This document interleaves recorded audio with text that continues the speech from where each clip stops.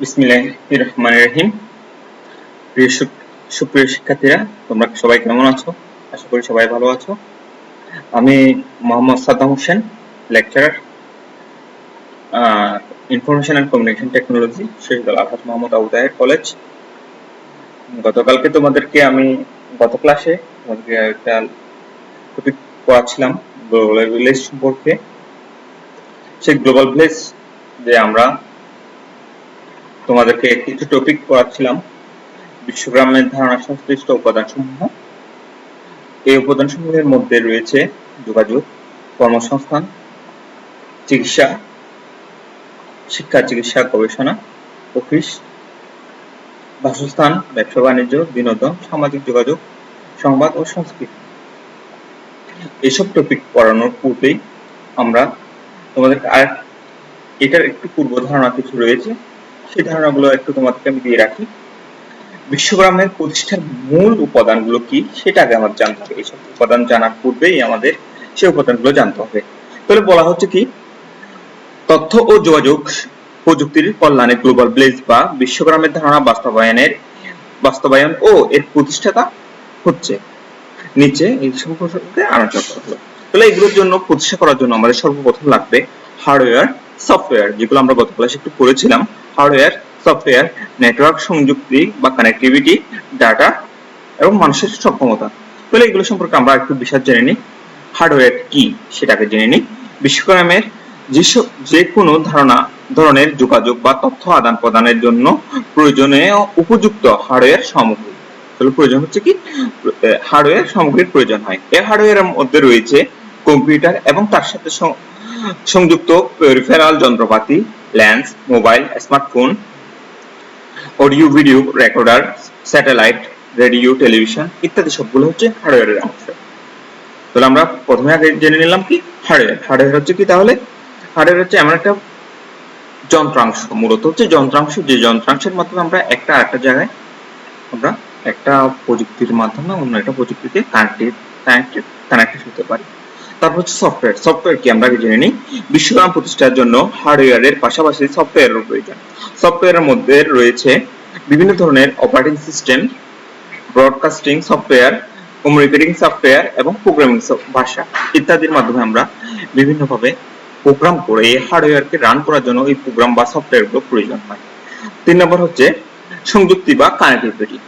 সংযুক্তি বা কানেক্টিভিটি কি, বিশ্বগ্রামের মেরুদণ্ড হলো নিরাপদভাবে রিসোর্স শেয়ার করা। নিরাপদভাবে, তাহলে কি রিসোর্স শেয়ার করা, অর্থাৎ রিসোর্স বলতে কি বুঝি, তথ্য শেয়ার করা, যার জন্য নেটওয়ার্ক বা কানেক্টিভিটির প্রয়োজন হয়ে থাকে।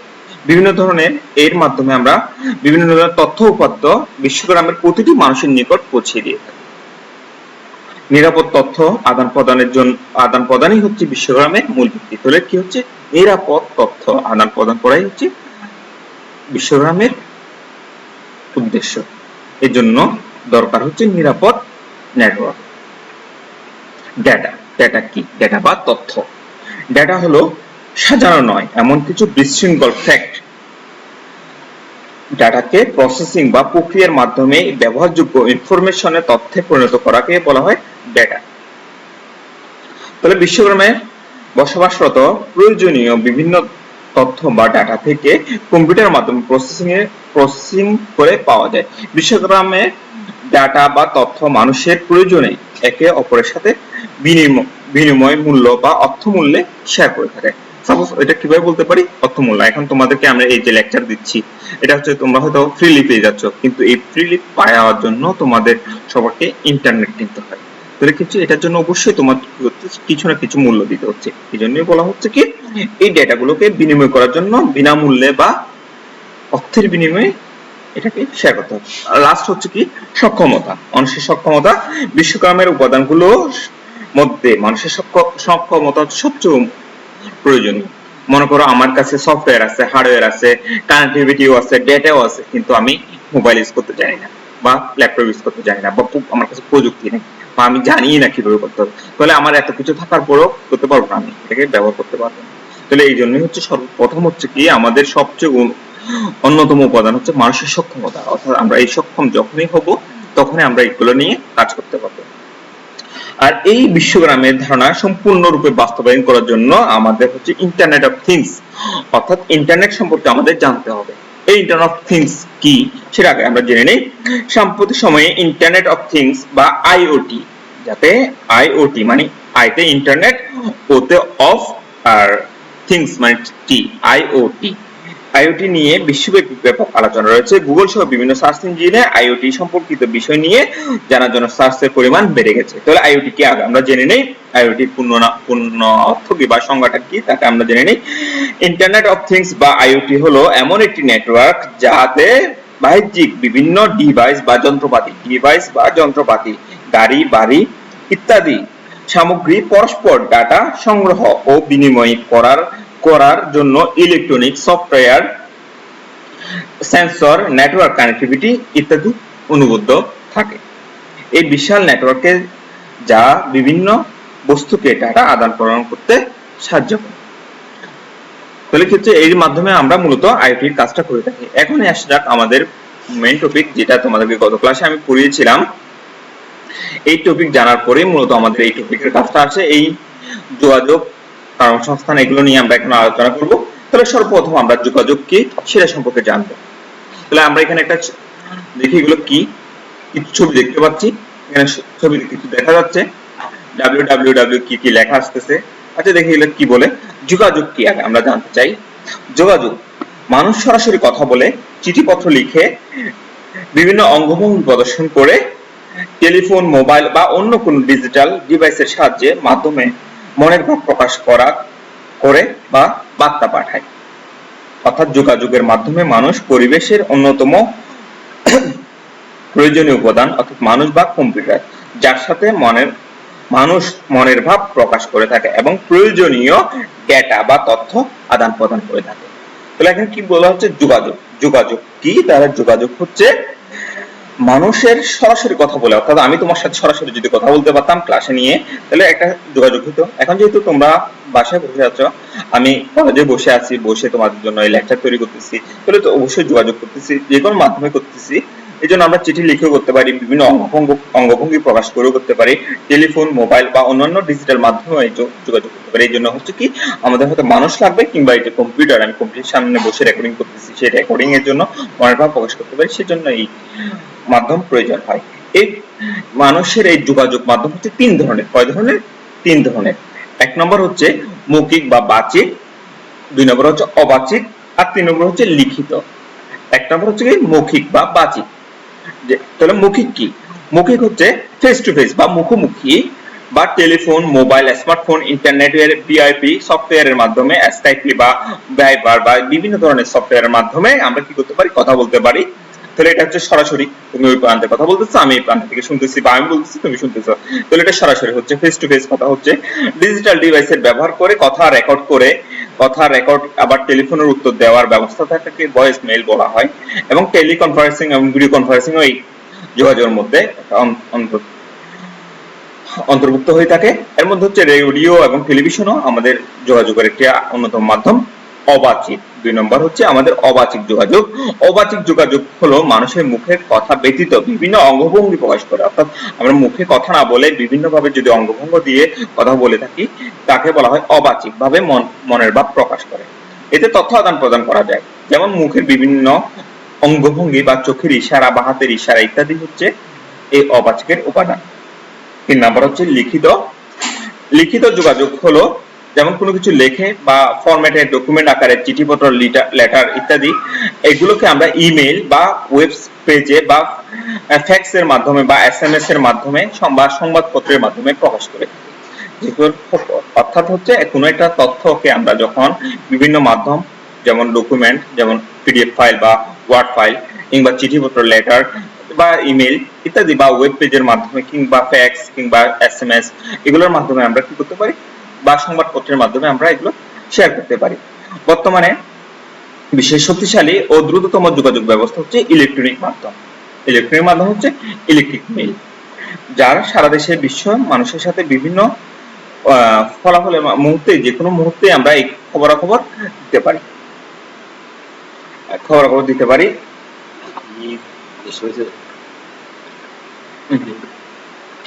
এর মধ্যে তাহলে দেখি ইলেকট্রিক মেইল কি। ইলেকট্রনিক মেইল বা ইমেল। ইমেল হচ্ছে এই যে এখানে দ্বিতীয় নাম্বারটা যেখানে দেখতেছি আমরা একটা মহিলা ফোনে বা কথা বলতেছি, ইমেল। এই ইমেলটা কি? ইমেল বা ইলেকট্রিক মেইল। ইলেকট্রিক মেইল হচ্ছে একজন বার্তা লেখকের কাছ থেকে এক বা একাধিক প্রেরকের কাছে কোনো তথ্য বা বার্তা ডিজিটাল মেসেজের মাধ্যমে নির্ভরযোগ্য কাছে পৌঁছে দেওয়াকে বলা হয় ইলেকট্রিক মেইল। ইলেকট্রিক মেইলের তিনটি অবস্থান থাকে, দুটি অংশ থাকে। একটি হচ্ছে প্রাপক এই www.সাদ্দাম জুয়েল বা সাদ্দাম হোসেন @google.com। তো এখানে www.সাদ্দাম হোসেন হচ্ছে একটা অংশ এবং google.com হচ্ছে আরেকটা অংশ। তোমাদের তোলে বাড়ির কাছে হচ্ছে ইমেলের সুবিধা এবং অসুবিধা কি তোমরা একটু পড়ে নিবা। তার যোগাযোগের মধ্যে আরেকটা অংশ হচ্ছে টেলিকনফারেন্সিং কি? বিভিন্ন ভৌগোলিক দূরত্বে কিছু ব্যক্তির অবস্থান করে এবং যোগাযোগের সিস্টেমের মাধ্যমে সংযুক্ত হয়ে কথাবার্তা বা সেমিনারে উপস্থিত হয়, তাকে টেলিকনফারেন্সিং বলে। অর্থাৎ ফোনে কথা বলে আমরা যে কাজ করি আমার কথাটা শোনা যাবে কিন্তু আমাকে দেখা যাবে না, তাকে টেলিকনফারেন্সিং বলা হয়। আর ভিডিও কনফারেন্সিং হচ্ছে আমার কথাও শোনা যাবে, সাথে আমাকে ভিডিওতেও দেখা যাবে, যে যেমন আমাদের এই রেকর্ডিং এ আমাকে তোমরা ভিডিওতেও দেখতেছো কারণ কথাও শুনতে পাচ্ছ। এটা ভিডিও কনফারেন্সিং এর মতো একটা কাজ করে থাকে। তারপর হচ্ছে আমাদের নেক্সট টপিক কর্মসংস্থান। কর্মসংস্থান কি? আমরা এখান থেকে দেখি কর্মসংস্থান কি। বিশ্বব্যাপী কর্মসংস্থানের বাজার উন্মুক্ত করা হয়েছে তথ্য ও যোগাযোগের মাধ্যমে। অর্থাৎ কি বিশ্বব্যাপী কর্মসংস্থানের উপযুক্ত করার জন্য তথ্য ও যোগাযোগ প্রযুক্তি আমাদের অনেক হেল্প করে থাকে। তার মধ্যে হচ্ছে আমরা দেখি এই প্রযুক্তির সাহায্যে আমরা বিভিন্ন ভাবে অর্থনীতির দিকে বা কাজ করার কর্মসংস্থান সৃষ্টি করতে পারি। এর মধ্যে হচ্ছে আউটসোর্সিং, চাকরির সুযোগ এবং উদ্যোক্তা উন্নয়ন। তাহলে আউটসোর্সিং কি? আউটসোর্সিং হচ্ছে কোনো প্রতিষ্ঠানের কাজ নিজে না করে তৃতীয় কোনো ব্যক্তি বা প্রতিষ্ঠানের সাথে করে নেওয়াকে আউটসোর্সিং বলে। তাহলে আমরা আউটসোর্সিং কিভাবে করে থাকতে পারি? মনে করো একজনের কাজ, মনে করো গুগলের কাজ আমি এখানে সুশীল কলেজে বসে করে দিচ্ছি, তাহলে হচ্ছে কি এই কাজটা হচ্ছে আউটসোর্সিং। আর এর মধ্যে হচ্ছে ফ্রিল্যান্সিং হচ্ছে এমন একজন ব্যক্তি যিনি কোনো প্রতিষ্ঠানের দীর্ঘস্থায়ী চুক্তি ভিত্তিক বা চুক্তি ছাড়াই কাজ করে থাকে। যেমন ধরো আউটসোর্সিং হচ্ছে কেউ তৃতীয় ব্যক্তির মাধ্যমে কাজ করিয়ে নেয়, আর যে করে দেয় সে হচ্ছে ফ্রিল্যান্সার, আর যে করিয়ে নেয় সে হচ্ছে আউটসোর্সিং। বুঝতে পারছো? তাহলে ফ্যাক্টটা চাকরির সুযোগ। এই তথ্য প্রযুক্তির মাধ্যমে মনে করো আমি এখানে বসেই আমেরিকায় জব করতে পারি, ফ্রান্সে জব করতে পারি, বা যে কোনো প্রান্তে গিয়ে আমি জব করতে পারি। এটা হচ্ছে চাকরির সুযোগ সৃষ্টি করে দেয়। কিংবা উদ্যোক্তা উন্নয়ন করা। যেমন দেখো বর্তমান জগতে যে করোনা ভাইরাস পরিস্থিতিতে তোমরা সবাই জানো, কম বেশি সবাই বাসায় বসেছিল, কম বেশি সবাই ডেইরি ফার্ম, মুরগির ফার্ম বা বিভিন্ন ফার্ম করে নিজের একটু সচ্ছল হওয়ার চেষ্টা করতেছে। এটা দেখলাম, আমার খুব ভালো লাগছে। এই যে বিভিন্ন ধরনের ধারণাগুলো তোমরা নিচ্ছ, এই ধারণাকেই বলা হয় কর্মসংস্থান বা উদ্যোক্তা সৃষ্টি। অর্থাৎ নিজেই কোনো যখন চাকরি না পেয়ে নিজেই কোনো একটা চাকরির অর্থ উপার্জনের জন্য একটা ব্যবস্থা নেওয়া হয়, তাকে বলা হয় উদ্যোক্তা। এরপর হচ্ছে শিক্ষা। শিক্ষা বলতে আমরা কি বুঝি? গ্লোবাল ভিলেজের ধারণা থেকে গড়ে উঠেছে আধুনিক শিক্ষা পদ্ধতি। গ্লোবাল ভিলেজ ধারণা থেকে আমরা তাহলে আধুনিক শিক্ষা পদ্ধতি গ্রহণ করি। শিক্ষার ক্ষেত্রে তথ্য ও যোগাযোগ প্রযুক্তি ব্যবস্থাপনায় শিক্ষক সবার দ্বার গড়ে পৌঁছে দিয়েছে। শিক্ষাকে তাহলে সবার দ্বার গড়ে পৌঁছে দিয়েছে কিভাবে? এই যে ইন্টারনেটের মাধ্যমে। যেমন তোমরা এখন ক্লাসে নাই, আমরা ক্লাস করতে পারতেছি না, কিন্তু আমরা যে অনলাইনে বসে তোমাদেরকে সবাইকে শিক্ষার কথা বলতে পারতেছি। এই যে একটা প্রতিষ্ঠান তোমাদেরকে শিক্ষার জন্য পড়ালেখা করার জন্য উদ্বুদ্ধ করতে পারতেছি, এটাই হচ্ছে আসলে মূলত গ্লোবাল ভিলেজের একটি অন্য ধরনের কথা। এই জন্য হচ্ছে কি আমাদের গ্লোবাল ভিলেজে 5টা ভূমিকা পালন করে। একটা হচ্ছে পাঠ্য বিষয়বস্তু নির্ধারণ করা এই শিক্ষা ইন্টারনেটের মাধ্যমে। 2 নম্বর হচ্ছে পাঠ্যপদ্ধতি শিক্ষাদান ও শিক্ষা গ্রহণ করা। 3 নম্বর হচ্ছে মূল্যায়ন ও উপদেশ প্রদান করা। 4 নম্বর হচ্ছে শিক্ষকদের পেশাদারিত্ব দায়িত্ব বৃদ্ধি করা এবং শিক্ষা ব্যবস্থাপনা তৈরি করা। এগুলো সম্পর্কে তোমরা একটু বইয়ে পাবা, তোমরা একটু পড়ে নিবা। তারপর হচ্ছে আমাদের চিকিৎসা বা টেলিমেডিসিন। টেলিমেডিসিন সম্পর্কে আমরা এখন জানবো রোগ নির্ণয়। প্রথমে চিকিৎসা কি বা স্বাস্থ্য সেবা বা চিকিৎসা, যাকে বলা হয় চিকিৎসার ক্ষেত্রে তথ্য প্রযুক্তির ব্যাপক ব্যবহারের ফলে মানুষের গড়ায়ু বৃদ্ধি পেয়েছে। তাহলে কি হচ্ছে, আমরা এই যে চিকিৎসা পদ্ধতির ফলে মানুষের গড়ায়ু বর্তমানে বেড়েছে। কিভাবে এগুলো করা হচ্ছে, বিভিন্ন ভাবে রোগ নির্ণয় করা হয়। যেমন কিভাবে সঠিক চিকিৎসার পূর্ব সত্য হলো যথাযথ রোগ নির্ণয় করা। অর্থাৎ আমি কি চিকিৎসা হয়েছে, মনে করা হঠাৎ করে আমার জ্বর উঠছে, এখন মনে করে যে সবাই জ্বর উঠলেই করোনা হয়ে গেছে, আসলে তা না। এই জন্য আমাদের সর্বপ্রথম কি করতে হবে, সঠিক রোগটাকে নির্ণয় করতে হবে। আমার জ্বর কি আসলে করোনা থেকে হয়েছে নাকি এইভাবে হয়েছে। রোগ নির্ণয়ের জন্য ব্যবহৃত বিভিন্ন মেশিন ও তথ্য যোগাযোগ প্রযুক্তি স্বয়ংক্রিয়ভাবে নিয়ন্ত্রণ করা হয়। এই জন্য প্রতিনিয়ত গবেষণা ও সৃজনশীলের মাধ্যমে রোগ নির্ণয়ের জন্য সকল যন্ত্রপাতি উন্নয়ন সাধন করা হয়েছে। এর মধ্যে হচ্ছে দেখো ইলেকট্রনিক হেলথ রেকর্ড এর মাধ্যমে আমরা এইসব কাজগুলো করে থাকি। এর মধ্যে হচ্ছে টেলিমেডিসিন কিভাবে কাজ করে, টেলিমেডিসিন কি সম্পর্কে আমরা একটু জানবো।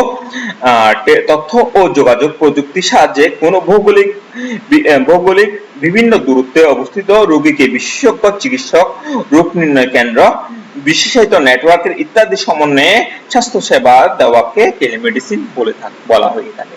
তাহলে টেলিমেডিসিন কি, আমরা ভৌগোলিক বিভিন্ন দূরত্ব অবস্থান করেও বিভিন্ন বিশেষজ্ঞ চিকিৎসক এবং রোগ নির্ণয় কেন্দ্র, বিশেষায়িত নেটওয়ার্কের মাধ্যমে এই যে সেবা দিয়ে থাকি তাকে বলা হয় টেলিমেডিসিন। তাহলে সবাই আমরা বুঝতে পারতেছি টেলিমেডিসিন কি। এই যে এখানে দেখা যাচ্ছে, তোমরা ছবিতে দেখতেই পাচ্ছ, একজন লোক, একজন ডাক্তার, একজন রোগী এখানে বসে ভিডিও কনফারেন্সিং এর মাধ্যমে কথা বলে টেলিমেডিসিনের মাধ্যমে চিকিৎসা নিচ্ছে। এরপর হচ্ছে গবেষণা কাকে বলা হয়? গবেষণা বলতে আমরা বুঝি মানুষের প্রয়োজনে ও মানব কল্যাণে বিভিন্ন বিষয়ের জ্ঞান ও প্রয়োগের সৃষ্টির অনুধাবন প্রক্রিয়াকে গবেষণা বলা। অর্থাৎ আমাদের জীবনে প্রত্যেকটা কাজ করার পূর্বে কিছু না কিছু করা হয়, কিছু না কিছু কারণে। এই জন্য হচ্ছে আমাদের গবেষণা করতে হয়। যেমন এই যে তোমরা দীর্ঘদিন ধরে শিক্ষা প্রতিষ্ঠান থেকে দূরে, এখন তোমাদেরকে কিভাবে ক্লাস নিব, সেই ক্লাসটার জন্য আমরা গবেষণা করে বার করলাম যে অনলাইন ক্লাসে তোমাদেরকে যদি ক্লাস নেওয়া যায়, তোমাদের দর ঘুরে আমাদের শিক্ষকটা পৌঁছে যাবে, তার জন্য আমরা এই যে গবেষণা করে এই মাধ্যম তৈরি করলাম। এটা হচ্ছে একটা অবস্থান, গবেষণার ফলাফল। তারপর হচ্ছে অফিস।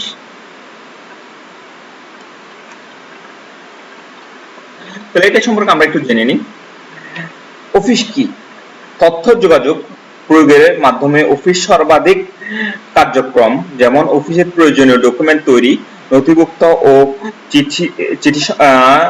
নথিভুক্ত সংরক্ষণ, চিঠি আদান প্রদান, তথ্যাবলী, বাহ্যিক যোগাযোগ ইত্যাদি করে থাকে। যেমন ধরো আগেকার যুগে যোগাযোগের যে তথ্যগুলো রাখা হতো শিক্ষা প্রতিষ্ঠানে, আজ থেকে যদি 5 বছর 10 বছর আগের কথা বলতে চাই, এটা বইয়ে লিখে রাখতে হতো তার কি অবস্থা, এগুলো নিয়ে সম্পর্কে আমাদের হাতে লিখে করতে হতো। কিন্তু বর্তমানে যে গ্লোবাল ভিলেজ চলে আসছে, গ্লোবাল ভিলেজের পরে আমাদের এখন সবকিছু ডিজিটালাইজেশন হয়ে গেছে।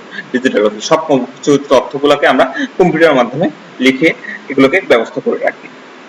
এর মধ্যে হচ্ছে আমরা ডিজিটাল পদ্ধতি ব্যবহার করে আমরা মূলত এইসব অফিসগুলোর কার্যক্রম করে থাকি।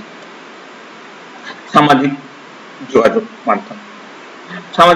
মাধ্যম হচ্ছে যেমন ফেসবুক, টুইটার, লিঙ্কডইন, এগুলোর মাধ্যমে আমরা একে অন্যের সাথে যোগাযোগ করতে পারি। এগুলো সোশ্যাল মিডিয়া বা সোশ্যাল নেটওয়ার্ক বলে থাকি।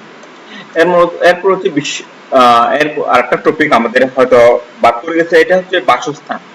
বাসস্থান কি, আমরা এই সম্পর্কে একটু জানবো। বাসস্থানকে বলা হয়, সবাই জানো, বাসস্থান। বর্তমান যুগে গ্লোবাল ভিলেজ বিশ্বগ্রাম মানুষকে